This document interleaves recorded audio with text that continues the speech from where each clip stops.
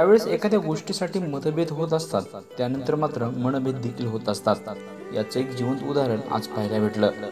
एकीकडे बजरंग बाप्पा सोनवणे समोरून आले, त्यावेळेस मात्र त्यांच्या समोर धनंजय मुंडे आणि पंकजाताई देखील उभा होते. मात्र त्यांनी त्यांच्याकडे न पाहता सरळ निघून गेले. हे असं का घडलं असावं? कारण की त्यांचे मनभेद आणि मतभेद हे पूर्वीपासूनच आहेत. याचं एक जिवंत उदाहरण मात्र पुन्हा एकदा आज पाहायला भेटलं. कारण की माणसाच्या आयुष्यात असंच काहीतरी असतं. कारण की ज्यावेळेस एखाद्या व्यक्तीबद्दल मतभेद किंवा मनभेद असतात, त्यावेळेस मात्र तो व्यक्ती त्या समोरच्या व्यक्तीला बोलण्यासाठी किंवा पाहण्यासाठी देखील तयार नसतो. याचं एक जिवंत उदाहरण मात्र आज पाहायला भेटलं.